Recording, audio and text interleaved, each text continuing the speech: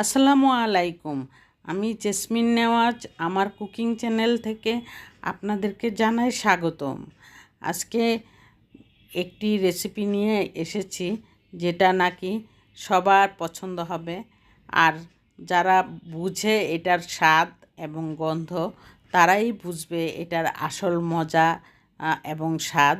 আর যারা এটা এই ভর্তাটা খায় না কোনো দিন তারা কিছুই বুঝবে না। আসলে এটা হলো সিমের ভর্তা। সিমটা শুরুতেই আমি এখানে বেছে নিলাম। দুই পাশের দুই আঁশটা ফেলে দিতে হবে। এইটা আমি সুন্দর করে সবগুলি সিম নিয়ে আমি অনেকটুকু ভর্তা বানিয়েছি। আর এই সিমটা আর ভর্তাটা কিন্তু একটু সিমের বিচিটা একটু বড় থাকলে সিমের ভর্তাটা অনেক টেস্ট হয়। আর যদি সিমের ভিতরে বিচি না থাকে তাহলে কিন্তু সিমের ভর্তা টেস্ট কম হয়। আর সেটার জন্য আপনাদেরকে বিচিসহ সিম যদি পাওয়া যায় বড় বড় হলে বিচিটা, তাহলে আরও বেশি মজা হয়। আর এই সিমের ভর্তাটা কিন্তু অসাধারণ মজা হয়েছে, সেই জন্যই আপনাদেরকে এভাবে বলেছি। আর সেটা ভেবেই আপনাদের কাছে রিকোয়েস্ট করছি, একটি লাইক দিয়ে কন্টিনিউ করবেন। আমার ভিডিওটা কিন্তু একদমই ছোট হয়, 5 মিনিট কি 6 মিনিট, এর বেশি কখনই আমি এই রান্নার চ্যানেলে ভিডিও দেই না। আর বড় ভিডিও দেখতেও চায় না, একটুখানি দেখে অনেকেই অন্য চ্যানেলে চলে যায়। সেজন্য আপনাদের কাছে রিকোয়েস্ট করলাম যে আপনারা অবশ্যই আমার ভিডিওতে একটি লাইক দিয়ে কন্টিনিউ করবেন, ফুল ওয়াচ করে দিবেন। এইটা আপনাদের কাছে অনেকভাবে রিকোয়েস্ট করলাম যে ফুল ওয়াচ করলে আমার অনেক বড় হেল্প হবে, সেটাই আপনাদের কাছে অনুরোধ রইল।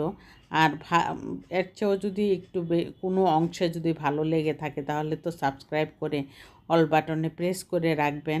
আর এখানে আমি প্রথমে শিমটা সিদ্ধ বসিয়ে দিলাম এক চুলায়, আরেক চুলার মধ্যে ধনিয়া পাতা, কাঁচামরিচ নিলাম, তারপর পেঁয়াজ নিলাম আর লাল মরিচ নিলাম। সরিষার তেল দিয়ে আমি একটু ভেজে নিলাম। যেই সরিষার তেলটা পরে মাখানো যে হতো, আর সেই সরিষার তেলটা আমি কেন আগে দিয়েছি জানেন? সরিষার তেলের মধ্যে তো এখন ভেজালের শেষ নাই। সেই জন্য আমি ভেবেছি চুলায় যদি সরিষার তেলটা একটু গরম করে নিই, তাহলে এই সরিষার তেলের মধ্যে কোনো ভেজাল যদিও থেকে থাকে তাহলে সেটা চুলার আগুনে অন্তত এটার থেকে কিছুটা রেহাই পাবো আমরা।